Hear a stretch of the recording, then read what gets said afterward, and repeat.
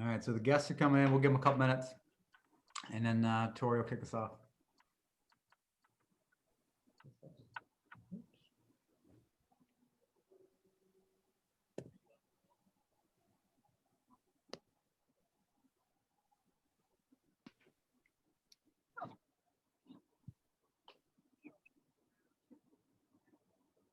Welcome, everybody. We'll get started here in a little bit.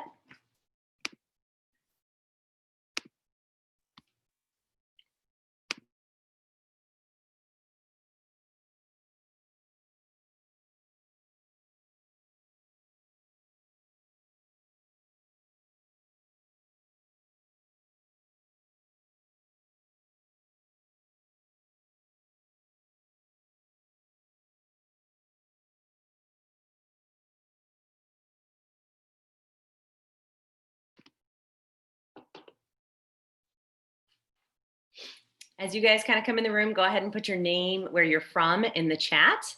Hey, Tom. Hey, Donnie. I see Megan Mullins in the room. Welcome, welcome.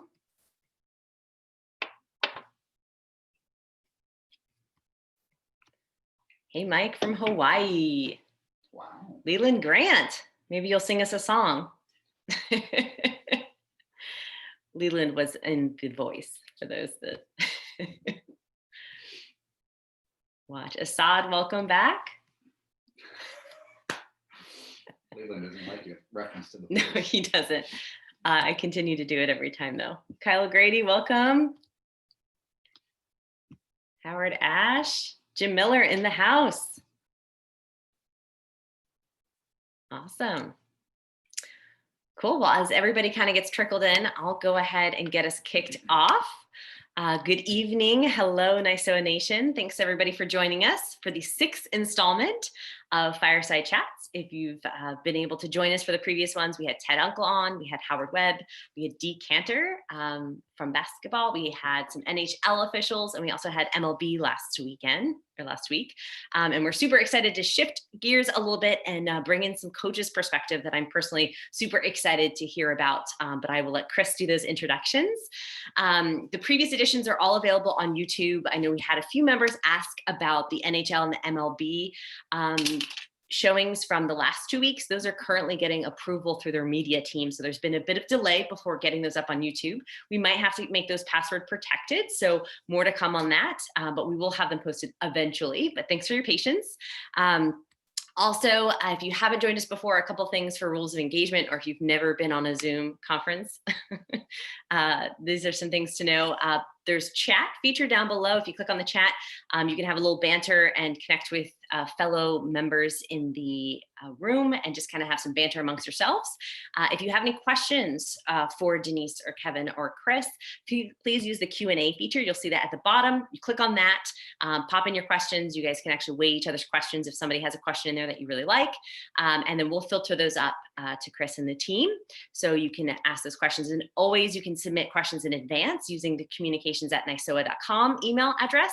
So please use that for future weeks. We only have 1 week left. But if you're not familiar with Fireside Chats, it's a 7-week series. The guests have varied across different officiating sports even. We've discussed some of the soft touch issues in soccer that we typically don't discuss. So clinics, we usually talk about red cards, yellow cards, the technical aspects of the game, the rules.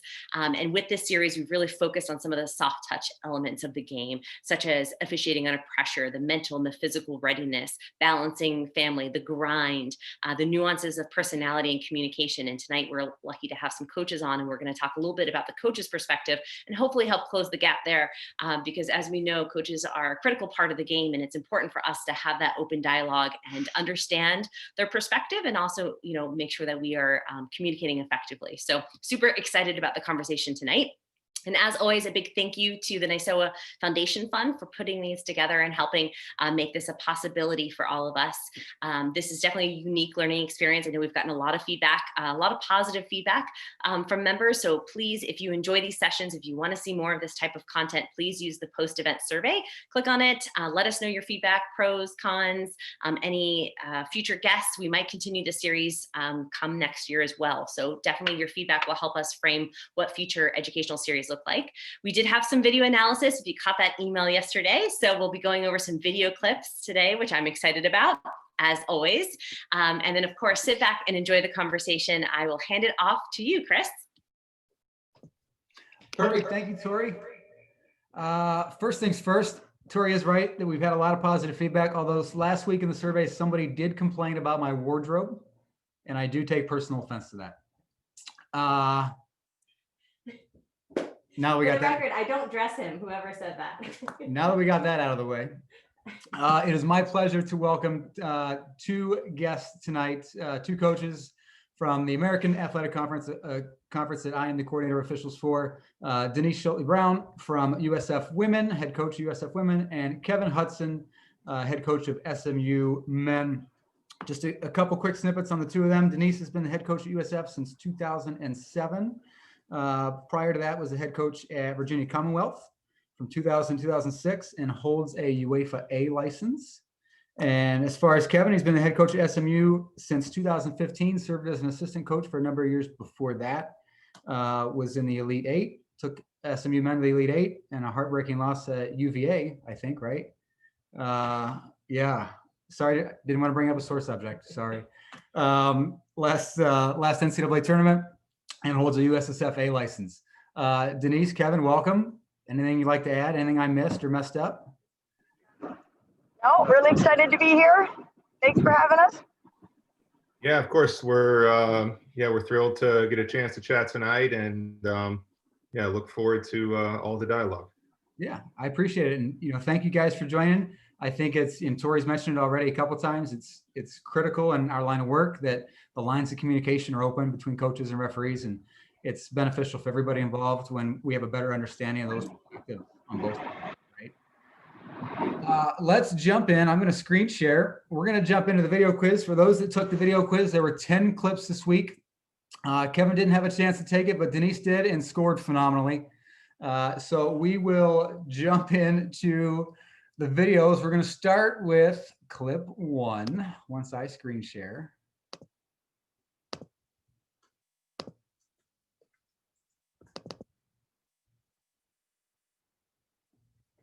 We've got App State against South Alabama women. And you see the referee signal for a penalty. And I'll play it one more time. This is clip number 1. The ball's played in, long ball from midfield. Attacker's onside, runs in, and she is pushed / charged in the back. Referee gives a penalty and then issues a yellow card for misconduct. Denise, you want to walk us through this one? Because you got this one right. I feel really good about this one. Nailed it. Nailed it. So we got a penalty. You agree with the penalty? Absolutely. Excellent. I agree with the penalty. Do you have a yellow card? Yep. You say yes or no? Yes. Ah, I think you answered no. I put yellow card. Oh. You just can't get a red card, right? You can't get a PK and a red card. So it's a PK and a yellow card. Unless it is pushing, holding, or not a play for the ball. So we're going to pause this at the moment the foul occurs, which is right about there, right? I'm a second late. But you notice there's another covering defender, right? So when we talk about dog-so opportunities, denial of an obvious goal scoring opportunity, there's 4 Ds that referees consider. Distance to goal, direction, number of defenders. So the issue here is number of defenders. So when the foul occurs, there's a covering defender, which would rule out one of the elements of dog-so. And since this is a play for the ball, this would be a promising attack. But when we have a promising attack and it's a play on the ball, it's a tripping offense, really. And when at the end of the day, when you look at it, she gets her down low, right there in the legs, right? So that's a play for the ball. It does stop a promising attack, but it's not quite an obvious goal scoring opportunity. So per the rule would be a penalty and no misconduct. No misconduct. Now, if that other defender, if the covering defender was not there, so if we, if I go back, if we take,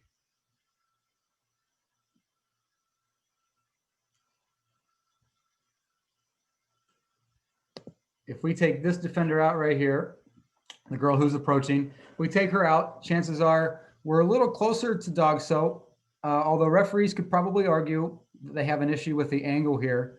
But I think DOGSO would be easier to defend than not DOGSO if you take the defender out. So we would expect a penalty and a yellow card. But in the play as it is with the covering defender, the correct answer, which you actually put, Denise, I'll go back and check your score, but I'm 99% sure you had penalty, no card, which is right. Take it. Penalty, no card. We'll move on to clip number 2. University of Georgia, UGA, and Auburn. And the infamous Corey Rockwell is the referee here. You see the goalkeeper misplay the ball. It goes to the attacker. She's fouled on a clear goal scoring opportunity with no other defenders to defend at the time. She gains possession of the ball. We'll play one more time. Kevin, referee gives direct free kick and red card. Any thoughts on that? Well, I didn't take your quiz, but I'm going to go ahead and say no doubt. I mean, there's no covering defender. She's in on goal. It's clearly a foul. I don't see how it's not. Right. You know, so if you pause at the moment of the foul, there's nobody back there on a wide open net, right? And that's how we train our referees, is to take a snapshot at the moment of the foul, because what happens is if you don't, by the time your brain has processed everything and you go to issue a card, those defenders are now back and the picture looks a little different. So we train referees to take a snapshot at the moment of the foul, or even when the goalkeeper misplays the ball. Right now you're saying to yourself, red, red, red, red, red, red, red, so that if she does commit a foul, the last thing you were telling yourself was red. So you'll instinctively reach for your back pocket or wherever you keep your red card and rightfully issue your red card and eject the goalkeeper for denial and obvious goal scoring activity, which is what Mr. Rockwell does so kindly.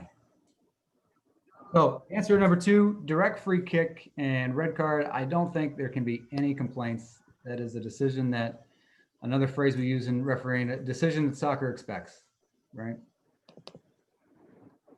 Move on to clip 3, Clemson and NC State. And we have a tackle in the midfield.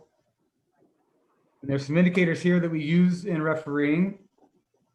You know, anytime a player takes a heavy touch or loses possession of the ball, our ears always perk up and our eyes open wide, and we look for that bit of a lunge to try to regain possession. You know, the player reaches, and a lot of times when the player reaches, they put themselves in trouble, get themselves in danger. So you'll see here, touch is just a little bit away for him. He reaches for it as the Clemson player attempts to kick it.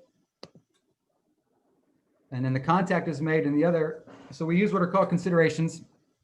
And some of the considerations are point of contact, mode of contact, amount of force, opportunity to play the ball. So when you look at this clip, the player has opportunity to play the ball.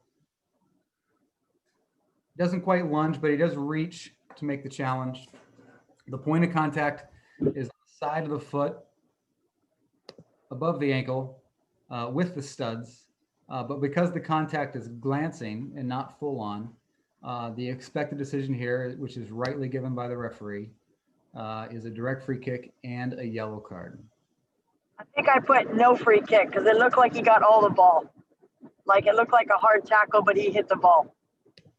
It was a hard tackle, and that is a great point, Denise. That's a common misnomer in the sport, is that, you know, if you take all the ball, everything else is open season.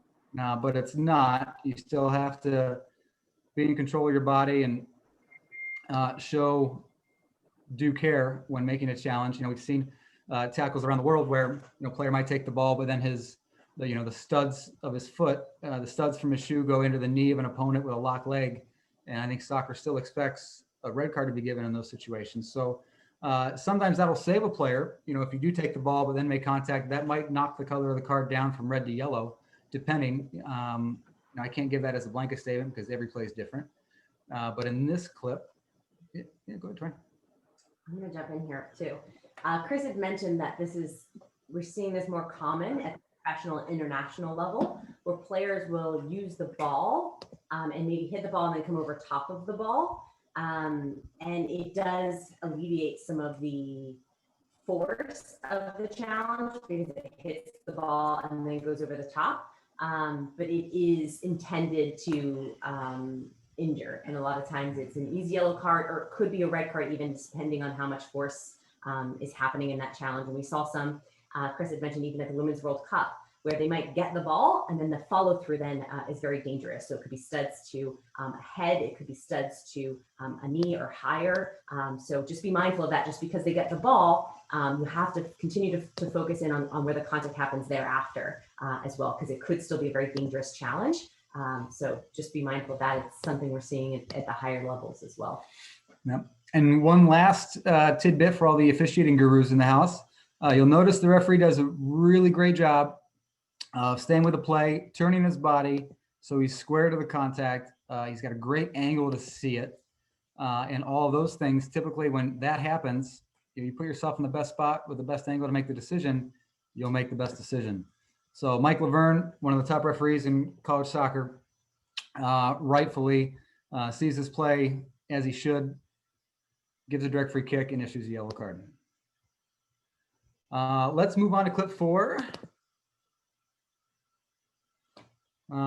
North Carolina and Clemson, 2 teams in the top 5.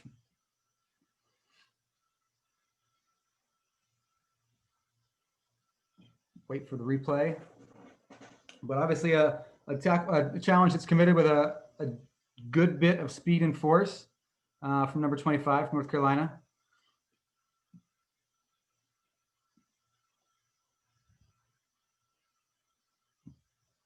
No, he's obviously late to the challenge.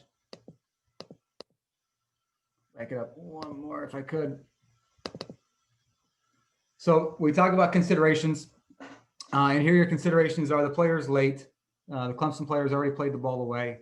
The point of contact is on the top of the foot. And in soccer, in considerations, what we look at is typically contact at or above the ankle.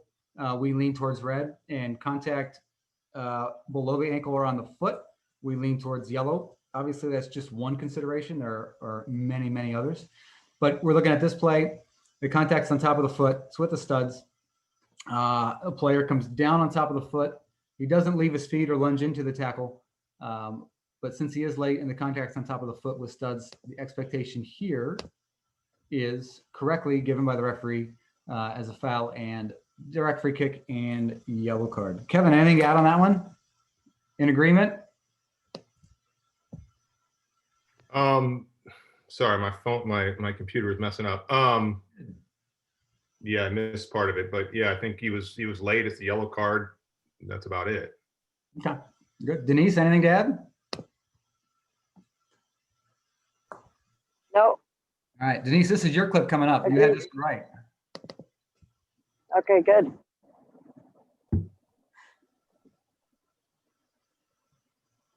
All right, so Kentucky and Louisville, the biggest rivalry in the state of Kentucky.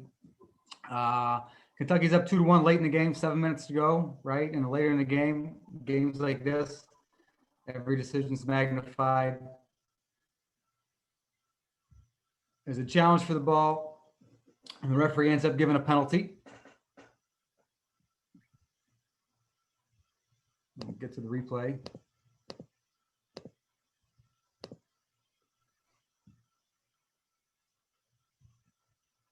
So saved by the goalkeeper, attacker runs on. Defender makes a great sliding tackle, completely touches the ball out over the end line. Very minimal, if any, contact with the attacker. So the correct decision here is corner kick, no foul. No foul, no card, corner kick. I'm not sure who made the answer sheet for this quiz, but your top option was no foul and corner kick. Obviously, you can't check both of them, but the correct answer is corner kick, no card. Move on to clip 6. Clemson NC State 1-0. We've got 3 minutes and 24 seconds to go in the game. You know, we just talked about big decisions. Big decisions in the penalty area. This is where we earn our money. Coming off a free kick. It might be hard to pick up at first, but it's much easier to see from behind the goal. I'll play it for you one more time. There it is. So player chicken wings it, ball comes off his arm. Goalkeeper ends up making the save. But we use our considerations for handling, which is the player makes himself bigger with movement of the arm or hand towards the ball, creates a barrier. And as per the rules, since this is a shot on goal, thereby making it a promising attack, the expected decision here is a yellow card and a penalty kick.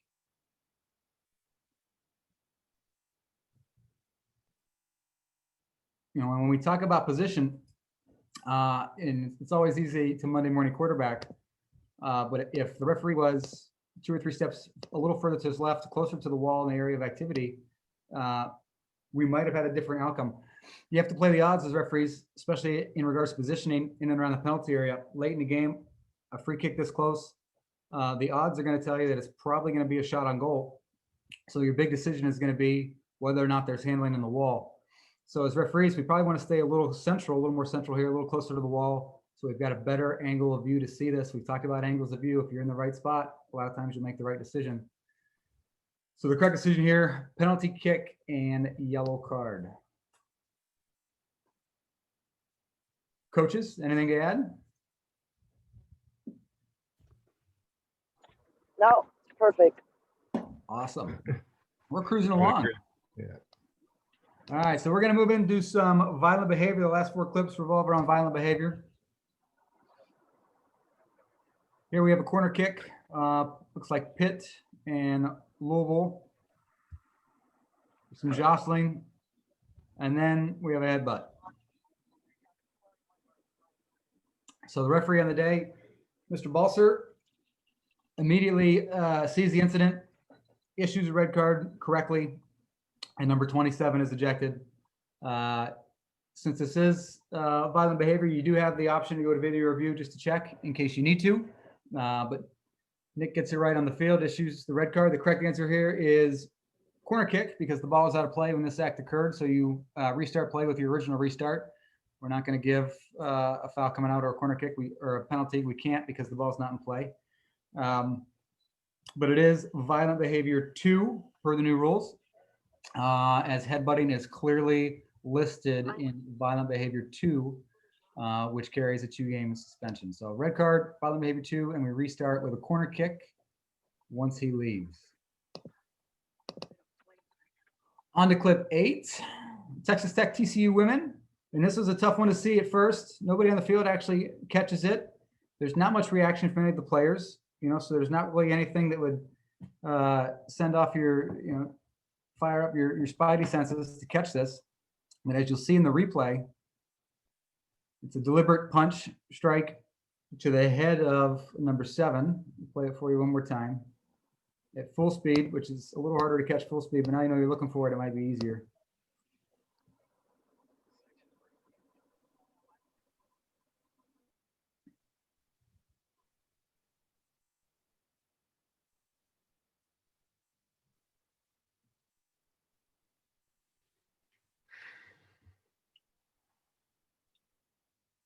Yep. So deliberate punch to the head of an opponent.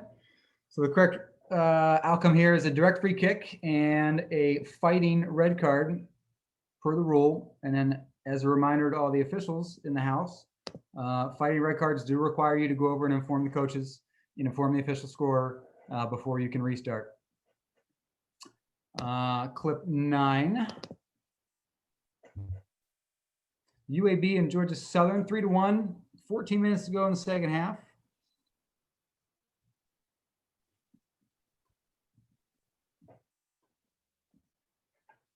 And there appears to be a small foul prior to all hell breaking loose.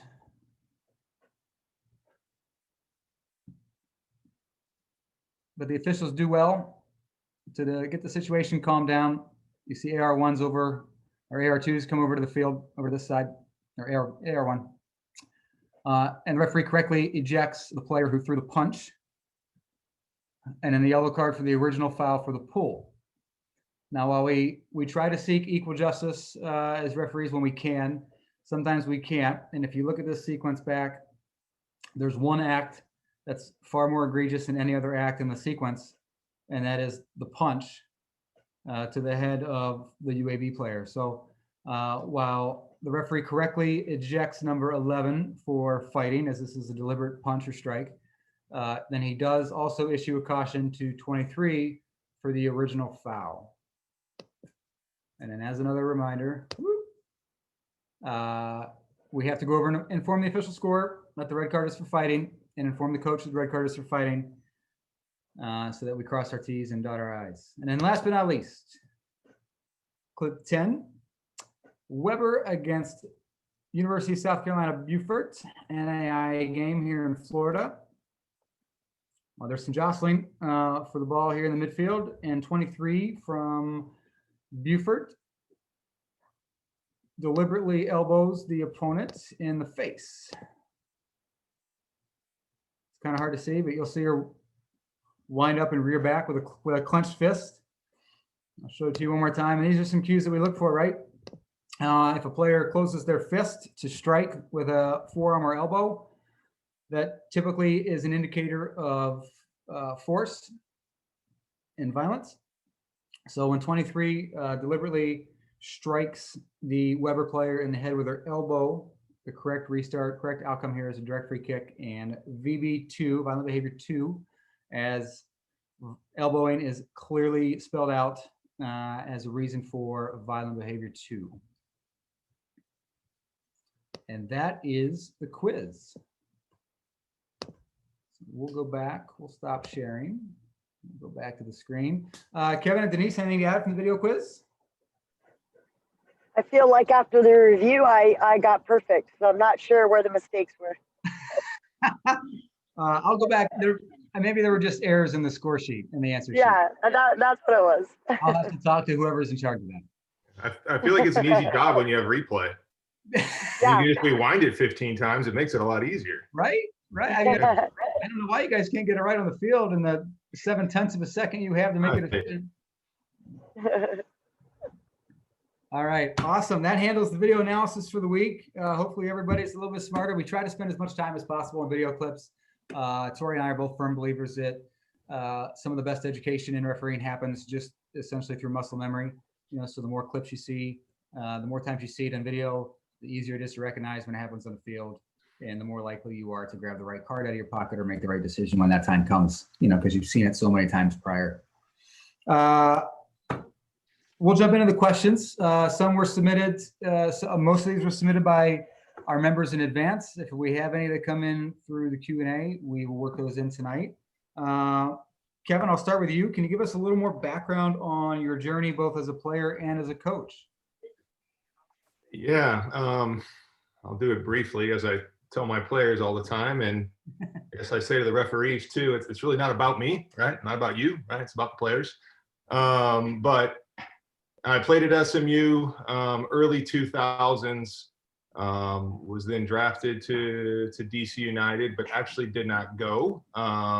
Spent 3 years in the business world after getting a master's at Notre Dame, and was the CPA and did some work, mergers and acquisitions work for a big accounting firm, and then didn't love it. Came back to SMU in 2007, and this would be season 14 or 15 or whatever's coming up now. Been the head coach. This will be my 6th coming up here, but yeah, I mean, excited to give a little feedback, and give a coach's perspective if I can here, and hopefully, I always come out of these things with the same thing, is that, we're all human, right? We all make mistakes, and the easiest thing for me as a coach, and probably as a referee, is, I am not afraid to hold my hand up and go, that one's on me, I screwed that one up, so yeah, looking forward to the chat here. Yeah, and you bring up a good point, right? I think holding your hand up and saying, I screwed up, is something that officials could do a little more often. I'm not saying you can do it, 12 times a game, but you can use that card once, maybe twice, right? And the longer you're around, the more equity you build up with the coaches, and you can use that card and, all right, listen, appreciate you saying you screwed up. We'll get on with it, right? Denise, how about you? A little bit more about your journey. You have a very lengthy resume. So, I mean, take all the time you need, but you've coached for a long time. You've been at USF for a number of years with a lot of achievements. So tell us a little bit more about your journey. I think Denise is frozen.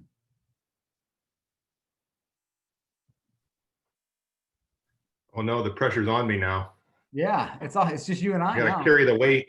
Yeah, I think Denise just took a screenshot and then said it, and she ditched on us. She just left. I think she's recruiting. It's never a bad time, right? Nope. Never a bad time. We'll wait for her to get back. I think you briefly touched on it. What are some of the top qualities you want to see in an official? Yeah, I mean, really, we don't ask for much. Really, when I look at it, and when we talk to the assigners and other people, like, the number one thing we look for is communication. Your ability to communicate effectively with the players and the coaching staffs. My biggest pet peeve, and I think it's probably pretty similar throughout most coaches, is a lack of ego. And as I said when I started, it's not me, right? It's not about the referee. I think hopefully we can get on with it. And as cliche as that is, like, those good games are the games that we all get through and say, all right, we all did our jobs and we move forward effectively. And then a couple other, secondary traits I would say is, you do look for a level of professionalism and fitness within a referee. It just gives you instant credibility. A referee that looks the part, much like anyone showing up into a business meeting in the right attire, you immediately gain credibility. And the last thing is just, honesty. We all look for good people and people that we enjoy talking to. And, we all have those referees, and, the referees have those relationships with those coaches. And when you show up and it's, a reasonable person that, is there for the right intentions, and, it is an emotional game, especially for a coach that, you do lack control in a game, and that there's no timeouts. There's nothing we can really do besides make a couple substitutions, encourage our players, and hopefully provide them the right information. It does get emotional, and a referee's perspective to know that, it's not necessarily, we do occasionally say things and act in ways that we would not act in normal life. Do my best not to, but we're all human and make silly mistakes at times too. So yeah, really that's it. I mean, communication and, lack of ego, or burying the ego for 90 minutes is all you really want out of it, and keep it fair and, get about our business. Yeah, I mean, that's a good point you bring up about the ego, right? Because I think there's a couple times in a game where a referee kind of has to put a stamp on it, right? But as long as you don't take that for the duration of the 90 minutes, right? Like, there's a couple times in a game where you guys say, hey guys, listen, I'm in charge, right? And then, you bring it back down and you put the cruise control back on, hopefully. Yeah, I mean, I'm all for somebody putting that stamp on the game early if needed. And then the players will know. We were all players at one point as well, or most of us were, and everybody knows when a referee has control and a referee doesn't. And you can just feel it. So yeah, and another good point too about you talk about professionalism in fitness, and these are a couple of things that referees can control.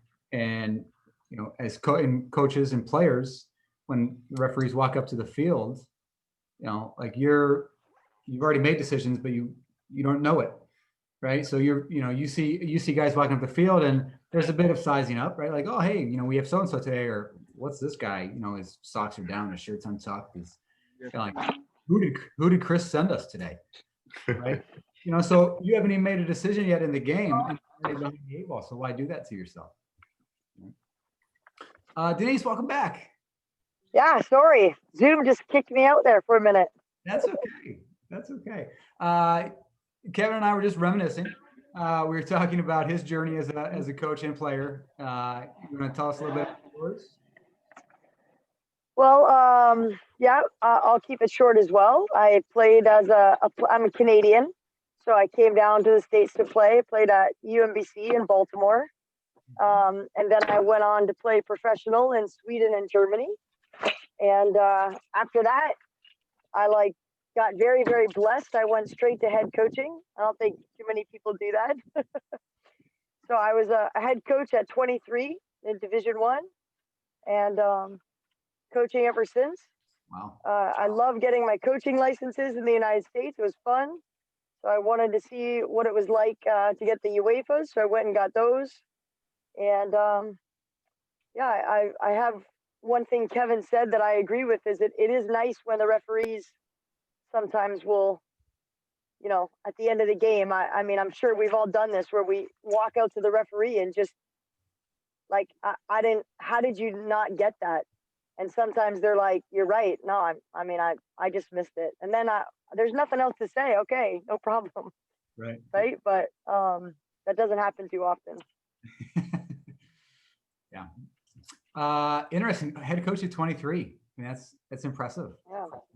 Yeah. So you brought up a good point. You have a UEFA A license and you've been through all the coaching programs in the US.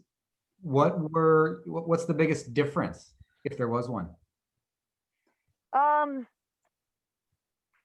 I thought that when I was going to go over there, that it was going to be so challenging, just thinking that the soccer culture over there, they all grow up watching it. And I don't know, you just get the impression that they would be so much, that it would be so different and so difficult. But I had already done my A license when I was so young, and I had audited it like 5 times. So there wasn't much difference. It was a lot of young guys trying to get their license. Sure. They know about the same amount as Americans do. Is almost exactly the same. I felt like the culture over there for the players was really different. There was a lot of like really big professionals, and I didn't think they were held to the same standards. And I know that happens here in America, but it wasn't as blatant. Like it was really blatant when I was there. Like some of them were some of the worst coaches on the course, but they were given a pass, you know? So I actually think here the standards for that was a little bit higher. The course is a year long. So, and we've changed our course now. And now I think it's a year long here as well. But so that was kind of rigorous, and it's a lot of flights back and forth to Scotland. And then I did really enjoy the nuances that they've added with video analysis, having to, you know, they'd assign you a game and you have to do the video analysis. So I think it's worth the experience, but now that the US has kind of raised their bar and their standard, I think you can get the same thing here. Oh, good to know. Good to know. Yeah. What are some, I think you had dropped off, Kevin and I were talking about this. What are some of the top qualities you look for in a referee? I was really thinking about this today when I saw the question, and I really like when the referee doesn't make it about them. You know, I feel like if at the end of the game you could barely remember the referee, they've done a good job. If the referee at the beginning of the game is all about, you know, giving their instructions and making sure they're heard, and I mean, the instructions need to be like short, precise, and they shouldn't be talking to us or the players during the game. That drives me nuts. I just think they have to do their job, and that's it. I like brief explanation. If I didn't understand a call, I like that the referee will give a brief explanation, but not have a conversation with me. If they engage me in conversation, then they're in trouble.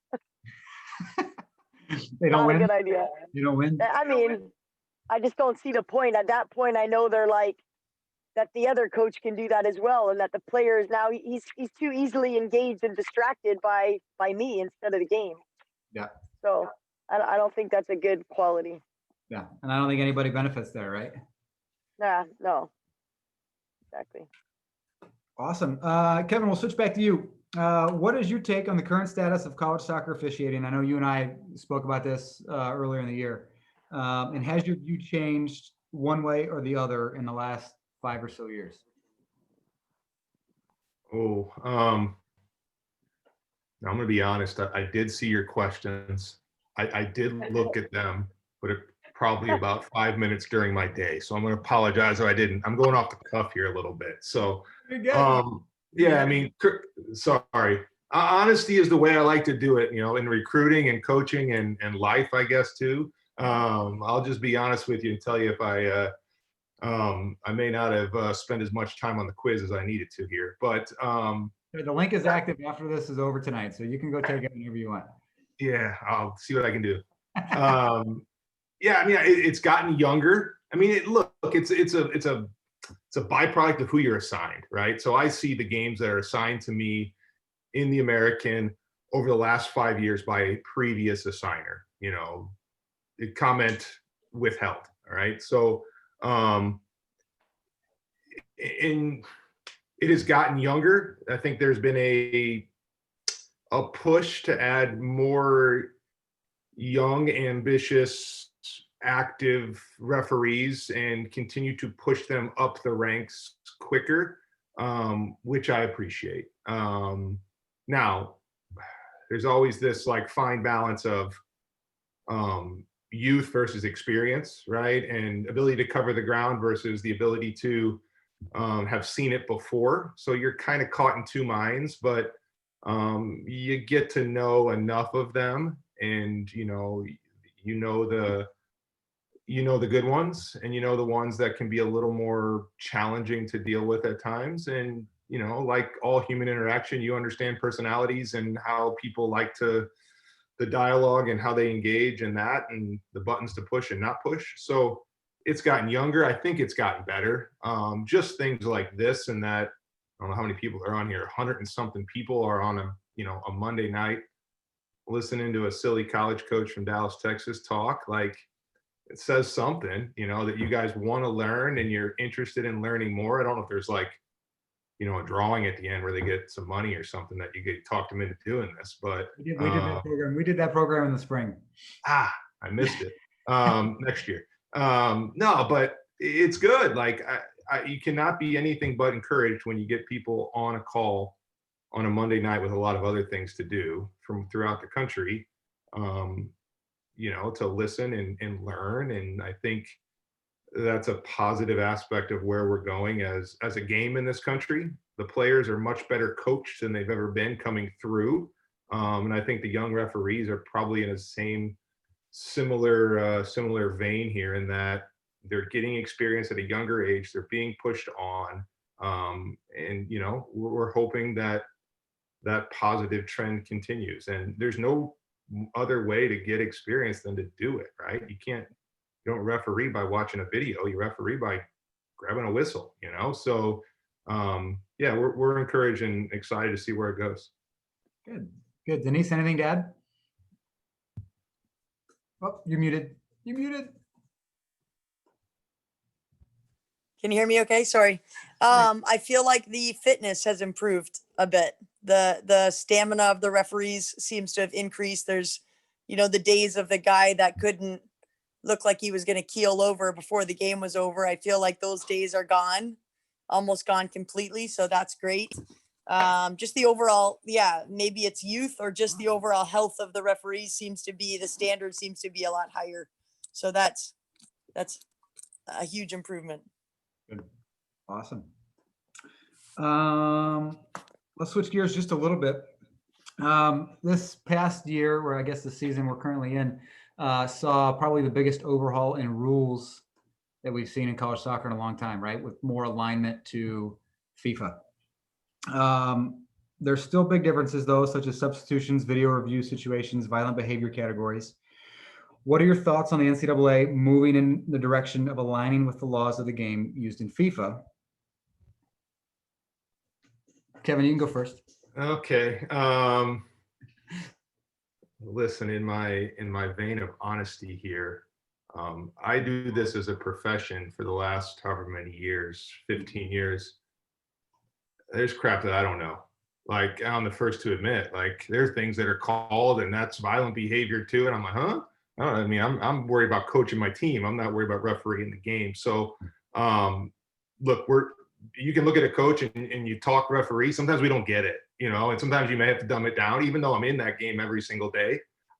You dumb it down for me sometimes too. And that, we don't see things through the lens of a referee, and you guys don't see things through the lens of a coach often, you know? So, That's why we're doing this. yeah. I mean, so you guys feel free to say like, no, coach, it was violent behavior because the tackle was above the ankle and I saw the leg outstanded. I didn't even think about that stuff. I just thought it was, that's a tough tackle. And like, man, left his foot in, you know? So, yeah, but I mean, as we move closer in line with FIFA, look, there are things that we can debate all day long. Like, is that a handball? Is it not a handball? Is the arm extended, like offside? And, I mean, the biggest one obviously is substitutions. And, you know, for me, and I think, I don't know Denise personally, but I assume she's probably in a similar light here in that, as we as coaches move closer to and our players become better, I would love for there to be more limited substitution, but with a unified rule book, I don't see that happening. You know, obviously, you know, I would like to go as far as no reentry, but I don't see any way you're getting there unless Division I peels away from 2 and 3.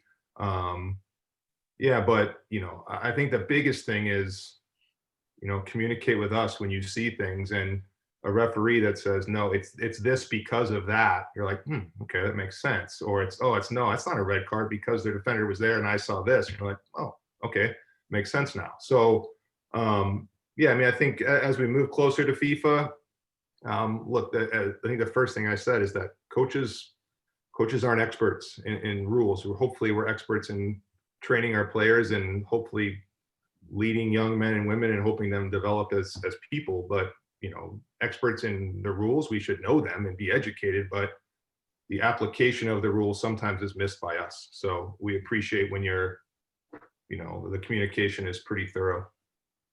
Oh, I mean, I can get you a 98-page copy of the book whenever you want it. I got like a 300-page copy of the NCAA like compliance book, and I don't ever open that thing, you know, like that's why we got compliance officers, and that's why we got referees, you know, so. Denise, anything to add to that?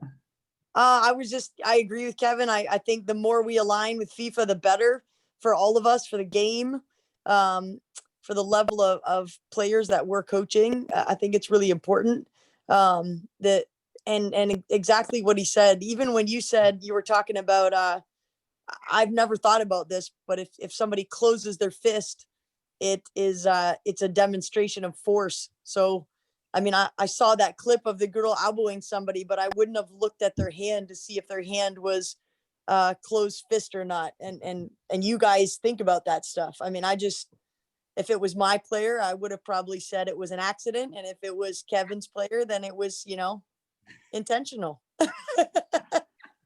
Of course. So, but like Kevin said, we don't speak the same language all the time. I do find it, there's those cases that stick in your head and you'll never forget them. We were playing at Florida and the ball came off the goalkeeper's foot and it hit off one of their own players. And so our player, who was in an offsides position, took the ball and scored, and they gave us the goal. And then, Becky from Florida had a chat with the referee, and then the decision was changed. And then when I asked, like, what happened, like, the conversations had to end at that point. Like, the referee was done talking about it, but like, the goal was taken away for us. The discussion was with the other coach, and then the decision was changed. Like, stuff like that doesn't, and maybe they had a very intelligent conversation that made sense, that they saw something, I don't know, but like, then the conversation has to be clear to both coaches. Yeah. And there's a few times that's happened where the communication seems to only go in the favor of one coach getting an explanation and not the other. That's tricky. Yeah, I think, and you see it in basketball a lot, right? If anytime there's a big decision, the lead official out of the 3-person crew will bring both their coaches together. And here's what's going on. we've looked at the monitor and this is a decision and this is why. And I think I don't think it would hurt if we did just a little bit more of that in soccer. And granted, we don't have, a big number of big decisions that probably require us to bring everybody together and have a little powwow.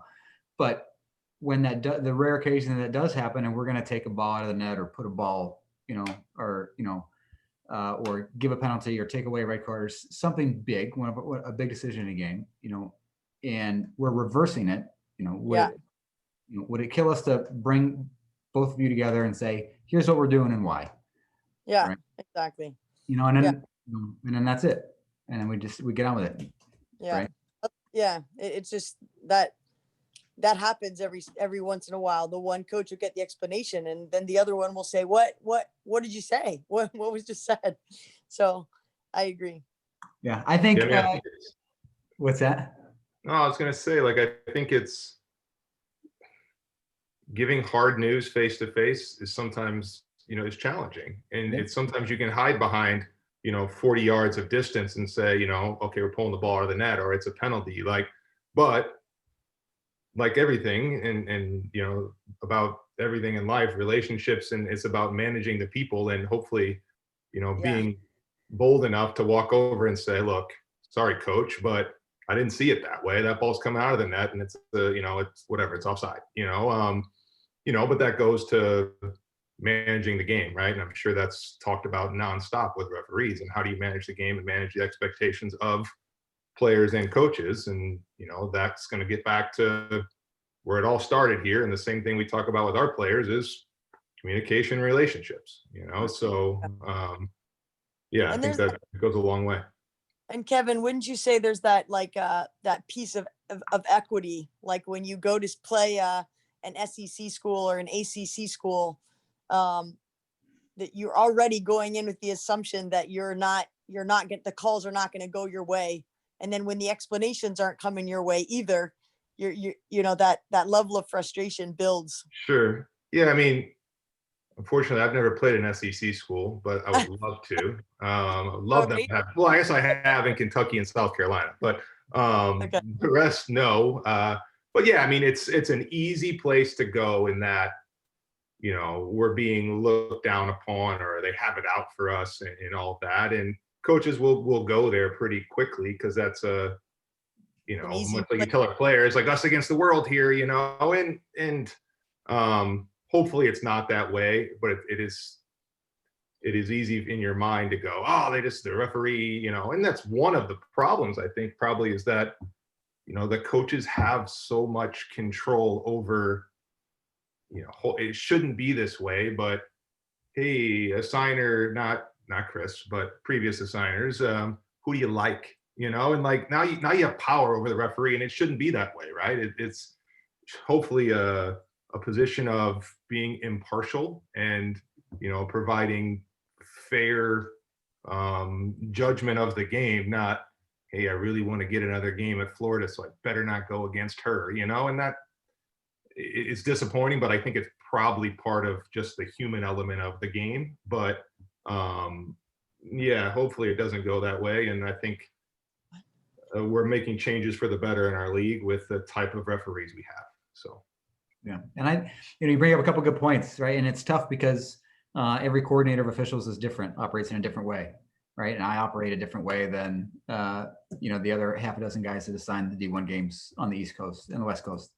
But I sent, you guys got a survey earlier this season that said, who do you like? Who don't you like? And that's not, that doesn't make it the gospel. That's just information for me, right? And I preface that by saying you won't see the same person more than twice. Yeah. And I'm very, very deliberate with my assignments, and I do them for a reason. And I know we haven't experienced it yet because it's my first year, and fall got pushed back to spring. But hopefully, in due course, you will see it, and it'll make sense. Denise is going to be happy because she's going to see a lot of females, and that was what she put in her survey. So, fill out your surveys, right? But no. So you brought up a good point. You go to these big schools. You're on the road, and you feel like maybe you're not getting. Denise, made the comment. You don't get the conversation. Do you guys feel that way? Just when you go to these schools in non-conference play in the regular season, or is that also during the NCAA tournament? I would not say I have felt that in the NCAA tournament. That's Only It was that way at Florida State this year. you felt that way. Against them. Chris said it was that way against Florida State. So yes, we have felt that way. I don't know where you're going, Denise, but Tori did your game at UF. So Okay. So when we were happy with that game. okay, all right, whew, good. Good job. Was that a loaded question?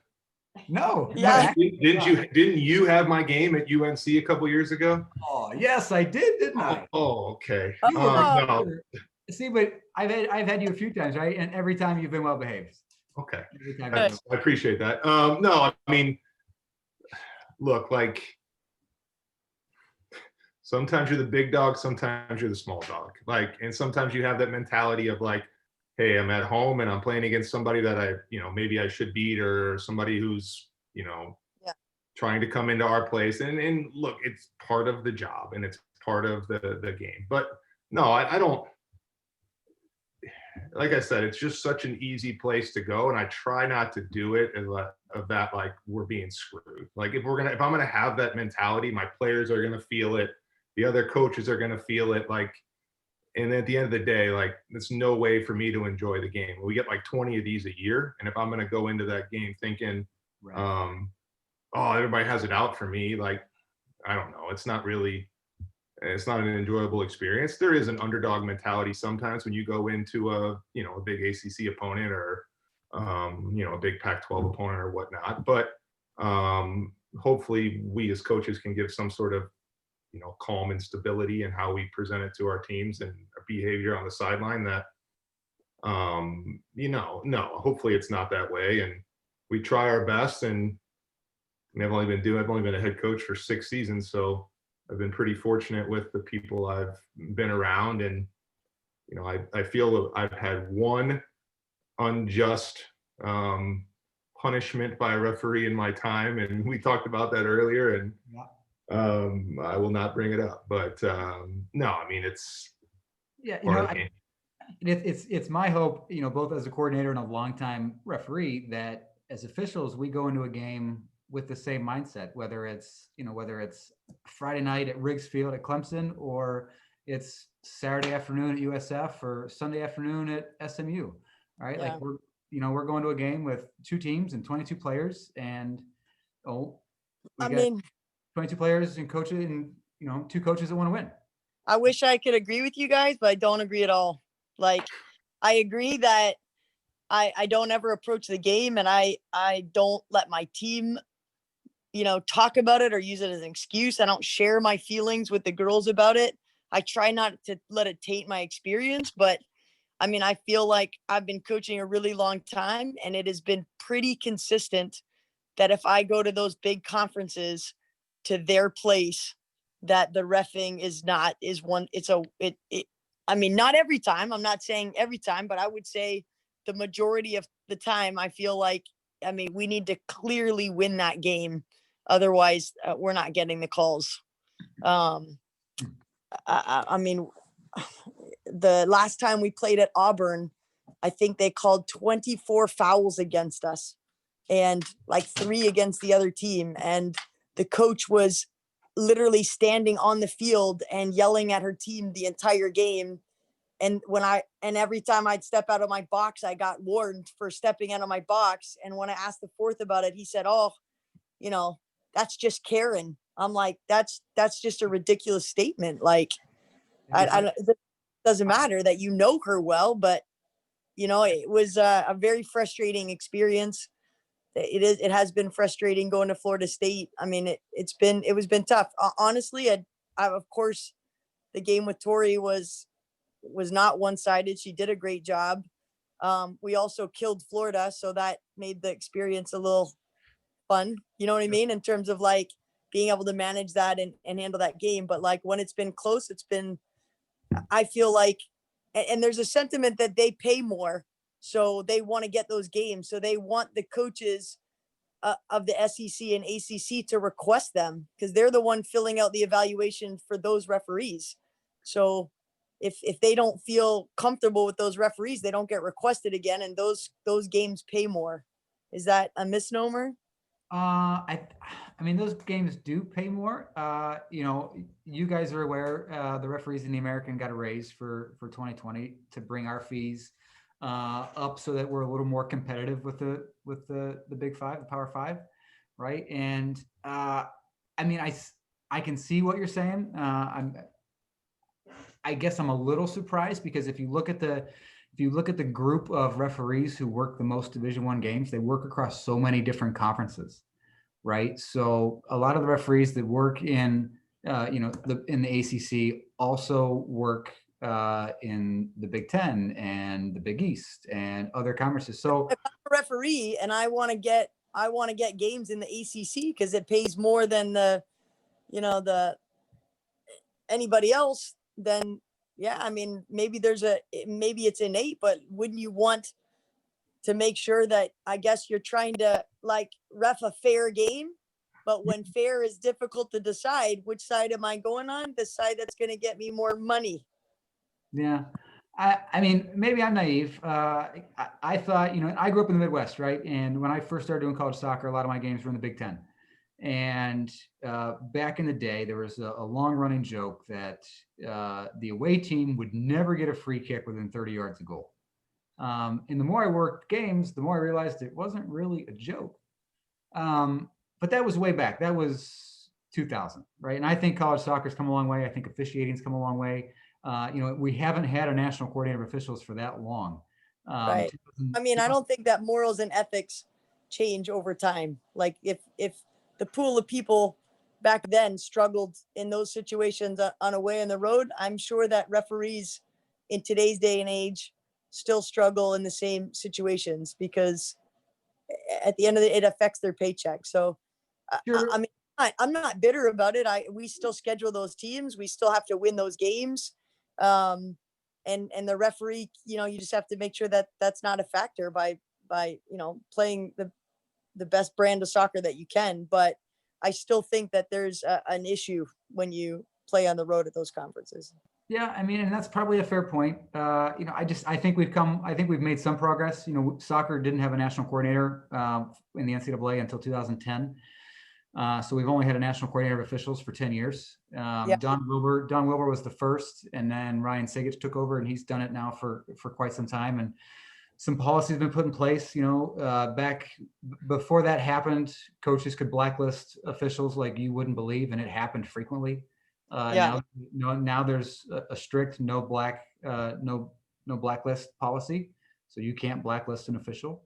So I'm not saying it's perfect. I think we're going in the right direction. Yeah. I think some more change needs to happen. I'll put my coordinator hat on for a second. It's my first year as a coordinator of officials for a Division I program, Division I conference. If you look at the list of people who applied for it, I was probably a long shot. But in speaking with a lot of you guys, a lot of the coaches, Denise, you and I spoke, Kevin, you and I spoke before that came down officially.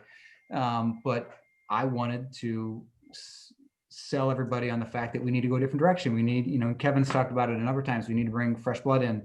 Gone are the days where, Denise, we joke that you had the same fourth official for 100 games, right? Yeah. But I think those days are gone, and I think you see officials who are hungry to work games, who want to work games fairly. And if you look at a lot of the D1 college soccer officials, we lose them to pro at some point. A lot of times we lose them to professional soccer, and I don't think they would go out and deliberately cheat because pros scouts watch college games. So they don't want to kill their chances of, just like a player's trying to get scouted, right? And get drafted in MLS combine or MLS draft, and your players, Denise, maybe want to, get on the national team pool or get to NWSL. So I think our referees are in the same boat. They're outperforming to try to, get to a Final Four or get into pro. So, but back to your comment, not calling you a liar by any means. I'm sure it still happens. It's unfortunate, but Yeah. We're going in the right direction. So I think we are too. Absolutely. That's something we still have to keep an eye on. for sure. Yeah, I agree. Let's move along. We've talked about the rules, right? The NCAA rule book is 98 pages long for those keeping track at home. What do you guys think are some ways we could bridge the gap, the knowledge gap between referees and coaches and players and maybe even spectators?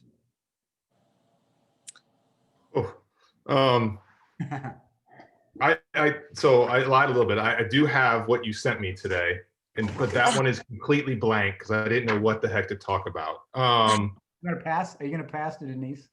Yeah, phone a friend. No.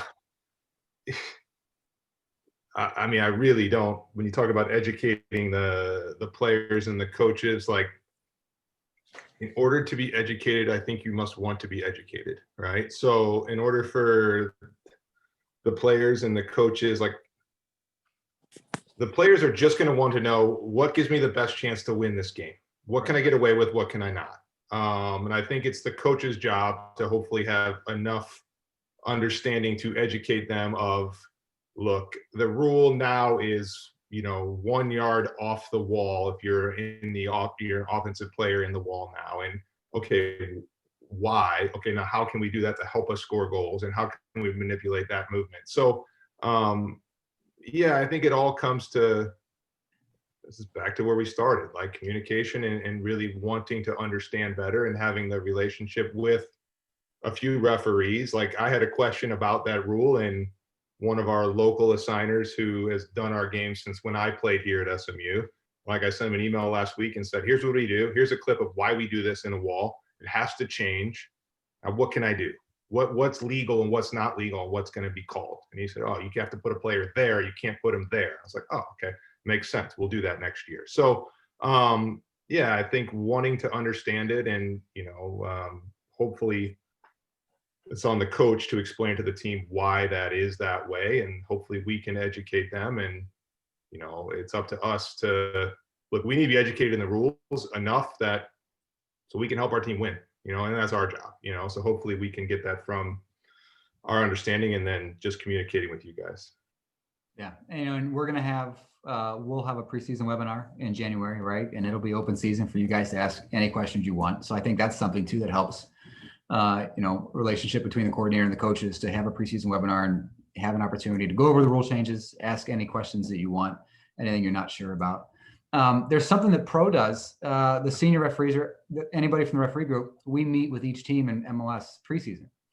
And a presentation is given by Pro and by MLS, and then the players have an opportunity to ask whatever questions they want. Do you think that would be beneficial in college if you guys gave me a day and said I can send one of the better referees in the roster to meet with your team and answer any questions? I mean, I don't think maybe on the boys' side, on the girls' side, I don't think they're there. I don't think they'll have any questions for you. I don't think they want to think about that. I think that the quiz that you sent out for us to do before this was actually extremely enjoyable, like fun. Just putting that out on social media for fans, for players. I think players would enjoy to do the quiz that you sent out. Like, they like soccer. There's no repercussion for getting the answers wrong.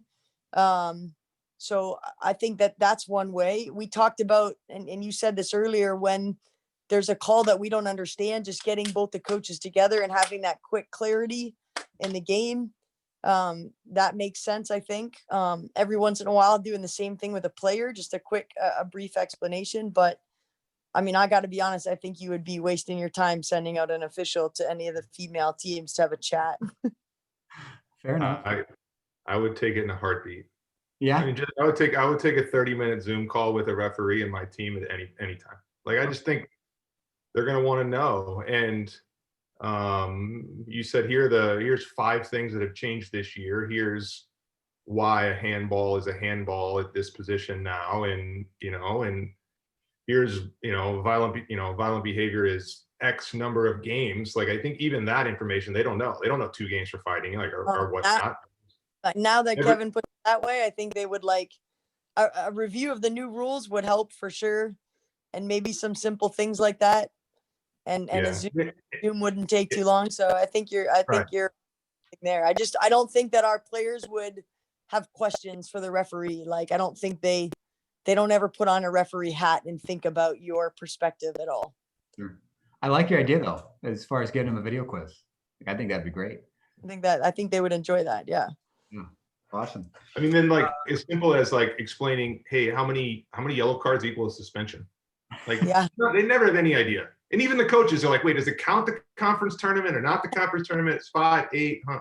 You know, and like even that like could be pretty beneficial, because I know I go to a guy after he's gotten, you know, his third dumb yellow card, and I'm like, listen, you get 5, and then you got to sit. And he's like, what, 5? I thought I'd give as many as I want, you know, and you're like, no, you idiot. You know, so Yeah, that's so true. all of that stuff's good. Yeah. All right. I like this. You give me some ideas for between now and February. I like it.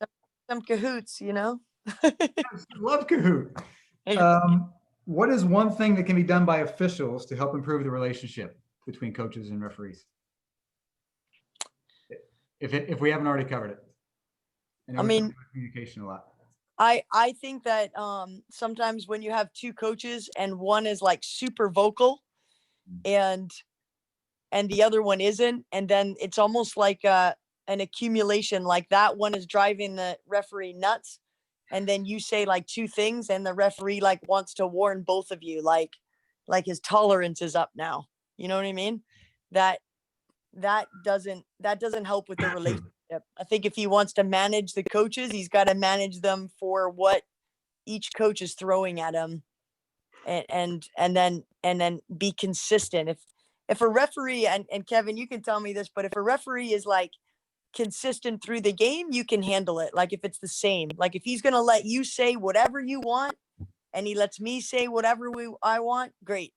But if he doesn't want to hear a word out of either of us, then he says something. And same with like reffing on the field. If you're going to call like touch fouls, then call them the whole game. Don't wait till like the last 15 minutes of the game, or not call it in the first 15 because the game just kicked off. Like, it's got to be that consistency really helps the relationship.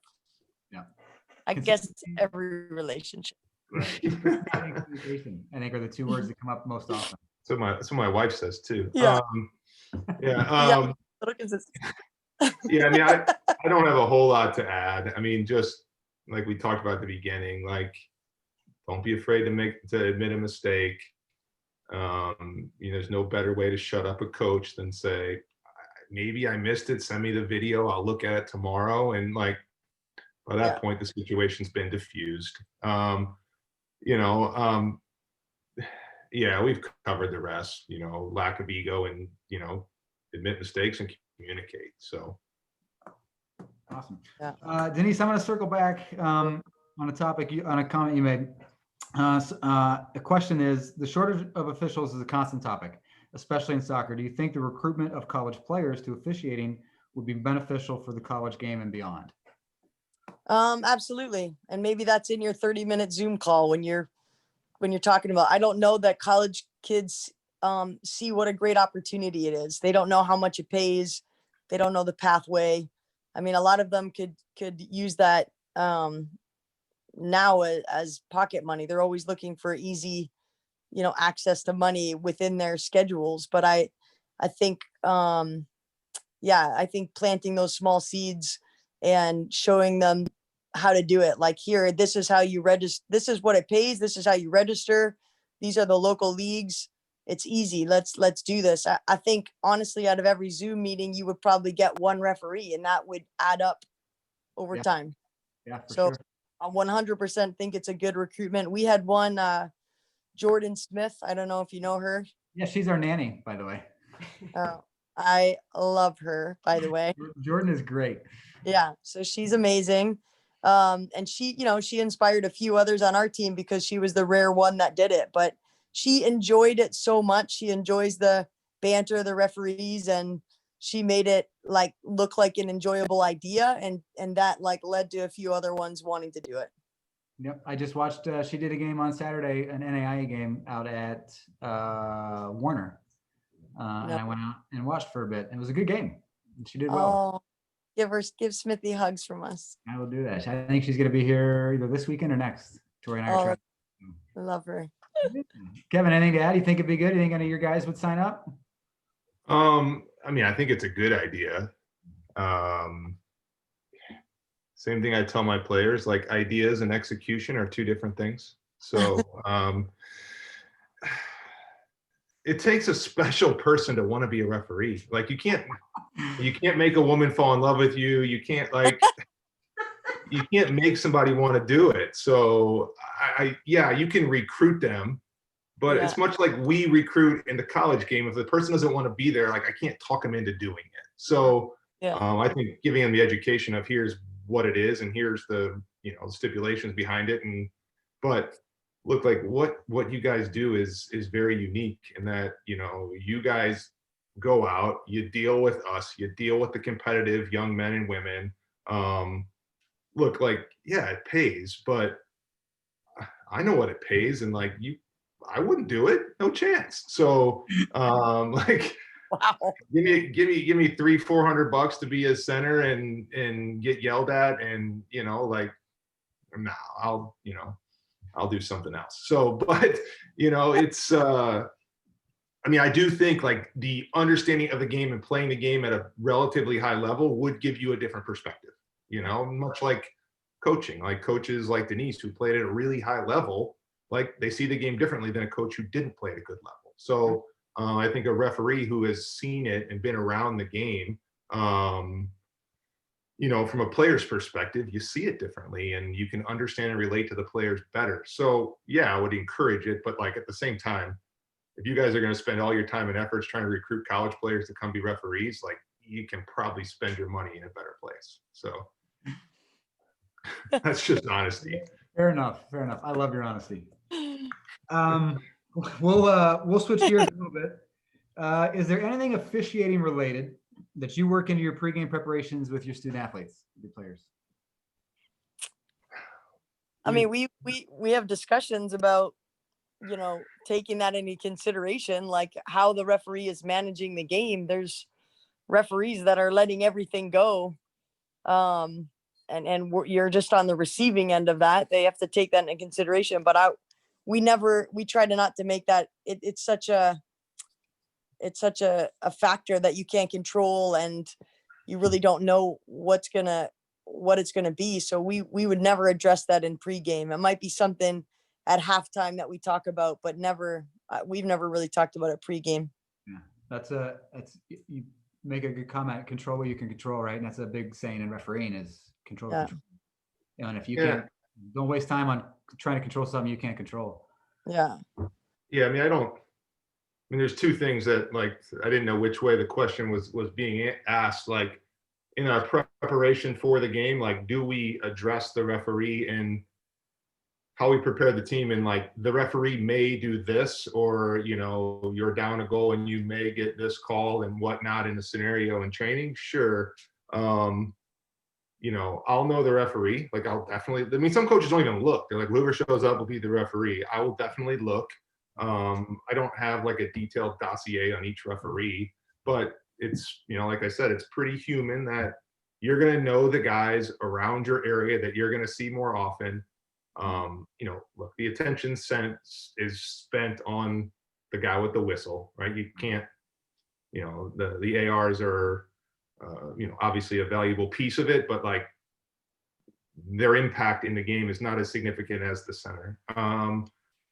So there are certain referees that that they call it one way or another, and they're quick with a card or they're not, or whatnot. And your players will say it after they're sophomores, juniors, seniors, like, that guy again, we're gonna get carded tonight, or he's gonna let everything go.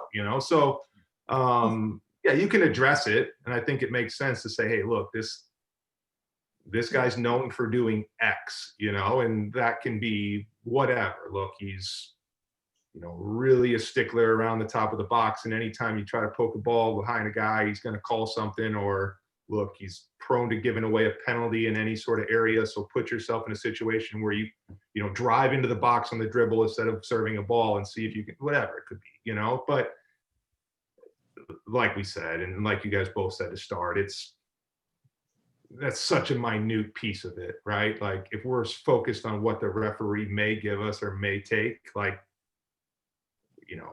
that's not what we're trying to do. Let's coach our team to try to win the game and put out our best players and, be competitive and get after it. So.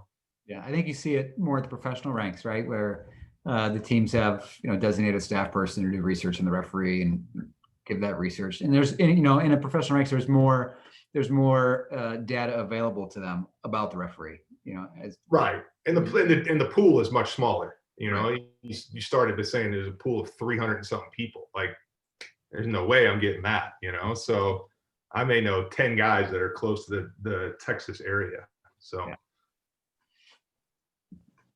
A couple last questions. We'll wrap it up because time flew tonight. It's 20 after 10. Kevin, I'm not sure if you got to the second page. We'll start with you. So when or if, because you're really well behaved, you yell at an official during a game, what is your end game? I'm a pretty mild-mannered person. I don't like to yell. I don't very often. I do occasionally get animated. I do stand during the game most of the time because I think that gives a presence or a presence of engagement from the coach to your team is that you are a participant in that with them. Really, the only reason I would yell or try to get my point across is most of the time it is to protect a player, to show the players that I care as much as they do, and hopefully that will encourage them more to push harder. And hopefully, like if I say something or I ask the referee for something or I am demonstrative in my behavior, like hopefully the players look at it and go, you know what, coach has got my back. Okay, we're going to push a little harder at this point. But I try not to be the loud voice on the sideline that's always yelling for something. But look, we're all competitive. Like I said, we get 18 to 22 of these games a year, or 18 to 20 games a year, and a referee may get, I don't know, significantly more, and our livelihoods do depend on those 18 to 20 games, and there is a lot of emotion that goes into it. So an understanding of the high emotion is appreciated in that, the small details, like, look, we can all say like, oh, you're not going to get fired for having a season of, 8-8 or whatever, 10-7 or 7-10 or whatever. But when you're in that moment, it feels like, look, we coach college soccer. This isn't professional soccer. Like, we work with amateur players that we're trying to help become professionals. But much like a referee who's doing his first game in, the American or the first NAI whistle he gets, like, it feels bigger than that moment, and the emotions are always higher than it really needs to be. When you sit back a day later, you're like, nah, I was an asshole, but like, it does feel like that in the moment, that like, it means so much and you put so much time and effort into it. So, occasionally we do get a little vocal and maybe say something, but at the end of it, hopefully we do say like, it's not really how I normally behave. I apologize for that, or I shouldn't have said that. Yeah. That's really the only reason I would get on a referee. Yeah. Denise? I mean, I never asked myself that question, what my end game was when I'm yelling at a referee. So I thought it was interesting to think about. And yeah, my first thought was protecting my player. Like, if it's the same kid, like fouling, I feel like yelling out the number of that player to the referee is helpful because it seems like they haven't like noted it. Like I obviously I wouldn't yell it out if I felt like the situation was managed, but if number 14 is on their fourth foul without a card, I feel like they've missed something. And so if I draw attention to that or talk, and I usually try to talk to the sideline to be like, can you help them out? Like, you've seen that's 4, right? Like, who's who can help me out here, right? So I think that it's protecting the players. I feel like a little bit like Kevin said, like the players feed off your energy to compete, and if I'm trying to help them compete in terms of like making sure that we're fighting for what we deserve in the game, that they'll like respond to that and respect that, because you're looking out for them. The other part is just it's a subjective game, and they're making all kinds of decisions like in the game, and you hope that they're getting them all right, but there's got to be multiple moments in a game where they have to go with their instinct, right? So I like to alert them to the fact that they're getting it wrong or they're doing a great job. and in hopes that in those moments of indecisiveness, they're like, okay, yeah, it's your turn, you're getting the call. I think that we think that way sometimes. Tori just turned back her game, by the way. She just and sometimes, like Kevin said, you feel like we shouldn't be so emotional because it is just college soccer, or it isn't the end of the world, but when we've put so much effort into winning that game, and you feel like in that moment you got robbed of something, there's times where you don't hold it in. You have to be the better example, and you're probably gaining absolutely nothing from losing your mind at that moment, but sometimes it feels good to let it out.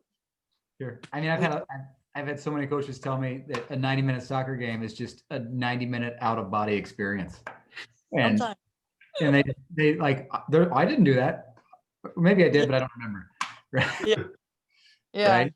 But yeah, I mean, you just have to, I think we have to appreciate the emotion. Right. And I mean, at halftime, how do you guys want, if we feel like you have been missing something repetitively, or not noted that a kid has made this many fouls, there's referees that at halftime I can go up and say, hey, have you noticed that 14's like taken 4 fouls? And they'll say, yes, coach, noted, no problem. Great. Thank you. Thanks. Even if they're lying, thank you, but then there's the other ones that are like, back up, they blow their whistle, or they act like they need bodyguards because you're coming near them. And it's so dramatic. You're like, well, I'm not like actually going to have a physical altercation with you. Like, I'm only going to use my words. So that's interesting to me. Do you never want the coaches to talk to you at halftime, I'm going to put my coordinator earmuffs on for a second, because the NCAA rules actually strictly prohibit coaches from approaching match officials at halftime. Oh, okay. See, good educational piece. And that rule came in 3 years ago or so. And that is merely for the appearance of impropriety, so that it doesn't look like one coach approaches, and then next thing you know, the second half, all the calls go the other way. Right. And it's the same way in Major League Soccer. It's the same way in a lot of leagues around the world. That match officials can't be approached by coaches at halftime.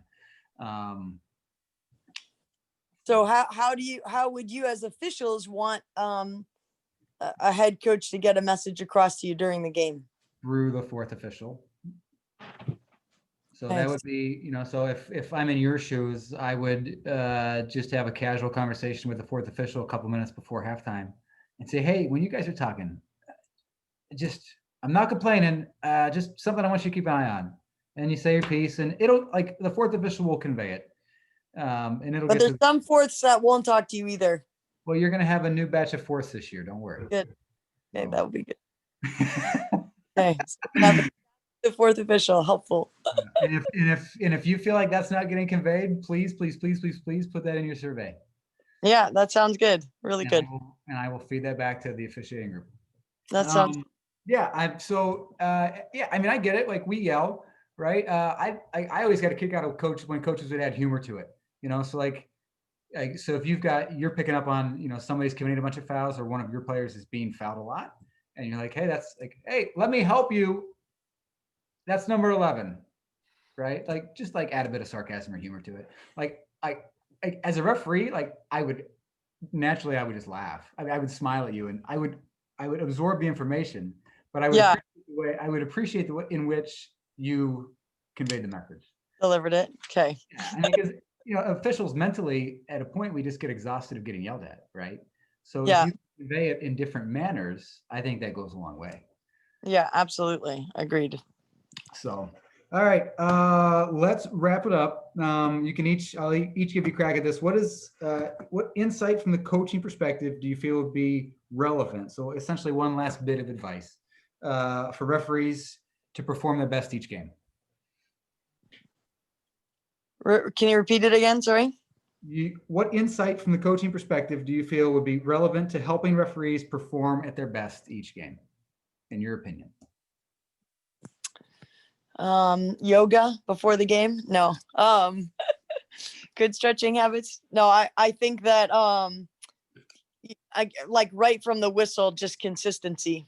Like that to me is the most effective way to ensure that you're gonna have a good game, or we're able to manage our emotions and the game if it's a consistent referee. Kevin, anything to add? I mean, we've covered it. I think like it goes back to the same thing we started with. Just communicate, and we very rarely say it as a losing coach, and probably say it very rarely as a winning coach, but thanks. We do appreciate you guys do this. Like, we do understand that, you guys, look, it is a job. You do make some money, but there's very few of you that do it, if any, full time. That is, we will never say it on the field, or very rarely do, but we know you're a part of the game, and you're you're an integral part of what we do. And if we don't have, good people and good referees, that our game sucks, and we've all had bad ones, and it's a shitty experience because that guy's had a bad day, so we do appreciate you guys do this, and you smile and listen to us bitch sometimes, but yeah, I mean, it's talk, communicate, much like your husband, wives, and girlfriends and boyfriends say, like, communicate with us, and hopefully that will solve a lot of the issues and smooth over a lot of the problems. And then remember that we will do our best to remember you are human, and we are as well. So, we do appreciate it. And, I appreciate you guys, giving me the opportunity to say my piece. So thank you. Absolutely. We'll wrap it up. It's 10:32. We're 2 minutes over. Kevin, Denise, thank you a ton. And Chris, hiding back there beside you. Thank you guys so much for joining tonight. I think it was 90 minutes of great conversation, beneficial for all of our officials, certainly. So thank you very much from NISOA. Big thank you to the NISOA Foundation Fund again, like Tori said at the beginning of the show, for funding these educational initiatives. I think they're a huge asset for all of our members. The recording of this will be uploaded to the NISOA YouTube channel later tomorrow. And then last but not least, the week 7 Fireside Chat next week. We'll be wrapping up Fireside Chats. It'll be the last episode for this fall. Hopefully we'll get it back off the ground next fall. But our 2 guests next week, it is a homage to the NISOA Hall of Fame. We'll be joined by Dr. Don Wilbur and Dr. Joe Machnick, 2 well-distinguished, well-respected, highly respected officials, NISOA Hall of Famers, will be on with us for 90 minutes for what I'm sure will be very entertaining, with a ton of war stories. So until then, Denise, Kevin, thanks again for joining. NISOA Nation signing off for tonight. Have a good night. Thanks, everyone. Good night. Guys.